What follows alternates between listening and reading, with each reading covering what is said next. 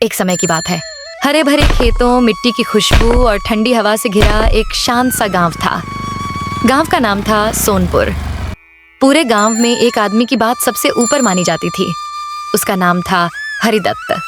हरिदत्त साधारण कपड़े पहनता था, सादा खाना खाता था, लेकिन उसके विचार बहुत ऊंचे थे। गांव में जब भी कोई झगड़ा होता, जमीन का विवाद होता या किसी गरीब पर अन्याय होता, लोग सीधे हरिदत्त के पास आते। वह सबकी बात ध्यान से सुनता और बिना किसी डर या लालच के सही फैसला करता। इसी वजह से लोग उसे सम्मान से बाबा हरिदत्त कहते थे। हरिदत्त का एक ही बेटा था, अमित। जहां हरिदत्त शांत, संयमी और दयालु था, वहीं अमित का स्वभाव बिल्कुल उलटा था। अमित को जल्दी गुस्सा आता था। एक दिन गांव में सामूहिक भोजन का आयोजन हुआ। दूर दूर से लोग आए थे। रसोई की जिम्मेदारी हरिदत्त ने अपने हाथ में ले रखी थी। जब खाना परोसा गया और अमित ने पहला कौर मुंह में डाला तो उसका चेहरा बिगड़ गया। ये क्या है? इतना बेस्वाद खाना, नमक तक नहीं है। रसोई में काम कर रहा एक गरीब आदमी डरते डरते बोला, मालिक, गलती हो गई, माफ कर दीजिए। पर अमित का गुस्सा अंधा हो चुका था। गलती की सजा मिलनी चाहिए। उसने सबके सामने उस आदमी को अपमानित किया, धक्का दिया और गांव से निकाल दिया। वह आदमी रोता बिलखता चला गया। उस दिन सिर्फ एक इंसान नहीं टूटा, बल्कि गांव की इंसानियत भी कराह उठी। शाम तक यह बात हरिदत्त तक पहुंच गई। हरिदत्त बिना कुछ बोले सीधे अमित के पास पहुंचे। उनकी आंखों में गुस्सा भी था और गहरा दुख भी। अमित, क्या तुम्हें जरा भी एहसास है कि तुमने क्या किया? अमित अकड़कर बोला, अगर मेरी बात नहीं मानी जाएगी तो लोग मुझे कमजोर समझेंगे। हरिदत्त की आंखें भर आईं। ताकत गुस्से में नहीं होती बेटे। अगर यही चलता रहा तो न तुझे सम्मान मिलेगा न सुकून। रात को हरिदत्त बहुत चिंतित थे। उनकी पत्नी शांति उनके पास आकर बैठी।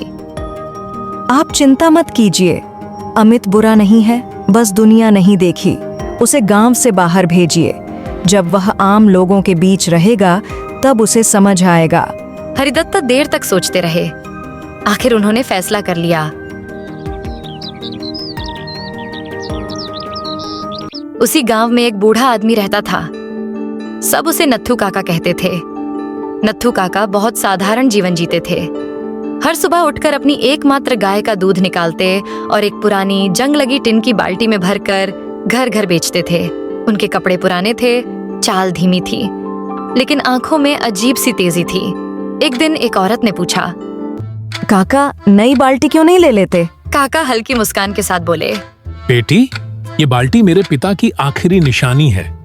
उन्होंने कहा था, जो भी करना इसी से शुरुआत करना। किसी को नहीं पता था कि इस सादगी के पीछे एक बड़ा रहस्य छुपा है। एक सुबह गांव में हड़कंप मच गया। हरिदत्त के पास एक आदमी हांफता हुआ आया। बाबा, अनर्थ हो गया। जो पैसे हमने जरूरत के लिए छुपा कर रखे थे वो चोरी हो गए।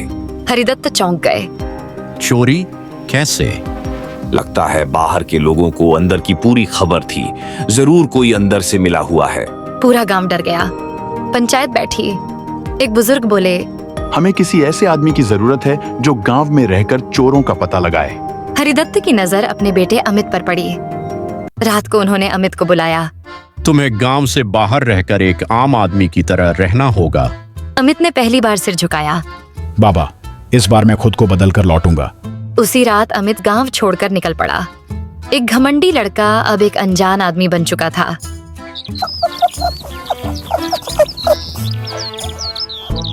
अगली सुबह नत्थू काका उठे तो देखा, अरे आज तो बहुत देर हो गई।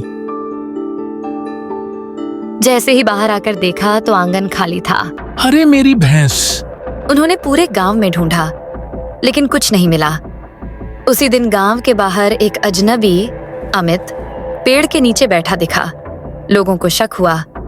उसे पकड़कर पंचायत में लाया गया। तुम कौन हो?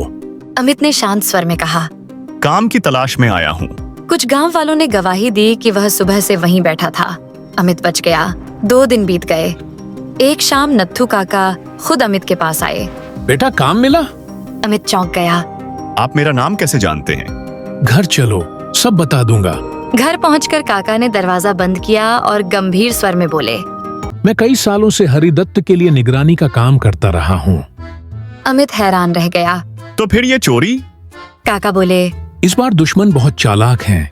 अमित कुछ देर सोचकर बोला, तो हमें उन्हें खुद बाहर आने पर मजबूर करना होगा। उस दिन काका ने चूल्हे पर छोले भटूरे बनाए। मसालों की खुशबू पूरे घर में फैल गई। अमित ने पहला कौर लिया और मुस्कुरा उठा। काका, आप दूध छोड़ दीजिए, ये छोले भटूरे बेचिए। काका की आंखों में चमक आ गई। योजना बनी। दोनों गांव के बीच वाली जगह पहुंचे और ठेला लगा दिया। ठेला लगते ही कुछ गांव वाले आ गए। अरे काका, दूध छोड़ के छोले भटूरे। और ये क्या? छोले भटूरे बाल्टी में।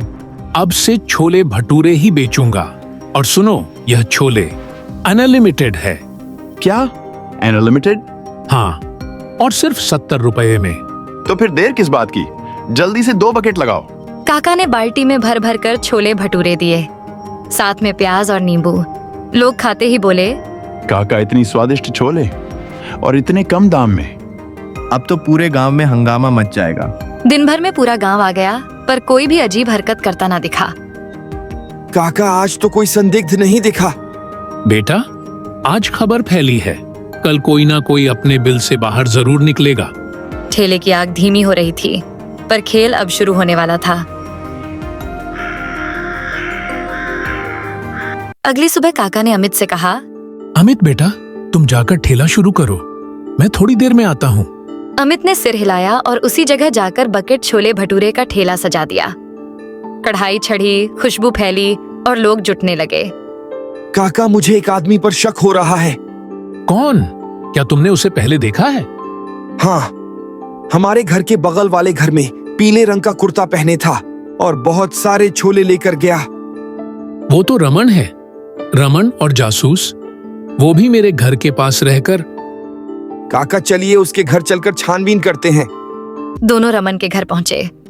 अंदर सब सामान्य था, कोई गुप्त सामान नहीं। वे बाहर आकर छिप गए। शाम ढलने लगी, तभी रमन आता दिखा। काका और अमित अचानक सामने आ गए। रमन घबरा गया। अरे काका, क्या हुआ? ऐसे क्यों देख रहे हो? मोहन, तुम तो छोले खाते ही नहीं थे, है ना? नहीं काका, आज मेहमान आए थे, उन्हीं के लिए था। तो चलो अपने सारे मेहमानों से मिलवाओ, नहीं तो हाल बुरा होगा। अचानक काका और रमन जोर जोर से हंस पड़े। अमित चौंक गया। ये क्या? अरे मेरे राजा बाबू, तुम्हें लगा हम इतनी आसानी से पकड़े जाएंगे? काका, आप? तुम्हें लगा काका सच में जासूस है? हैं? पर तुम्हारे पिताजी के नहीं, हमारे राजा जितेंद्र के। काका, आपने पिताजी और मुझे धोखा दिया। धोखा? 50 साल की वफादारी का क्या मिला? कुछ नहीं।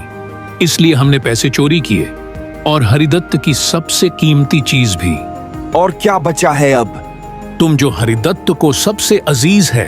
यह सुनते ही अमित हंस पड़ा। काका, लगता है ये पागल हो गया है। तभी पीछे से भारी कदमों की आहट आई। हरिदत्त के आदमियों ने चारों ओर से घेर लिया। काका और रमन देखते ही रह गए। काका, आपको क्या लगा? खेल सिर्फ आप खेल सकते हैं। मैं आपसे छोटा हूं पर कम नहीं। पर तुम्हें कैसे पता चला?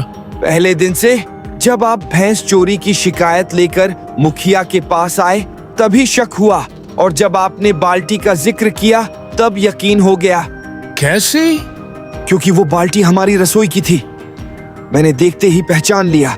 उसी रात पिताजी को खबर भेज दी। लोगों ने काका और रमन को हरिदत्त के पास ले गए। अमित की चाल सफल हो चुकी थी। एक सीख मिलती है, चालाकी से नहीं, सच्चाई से राज चलता है।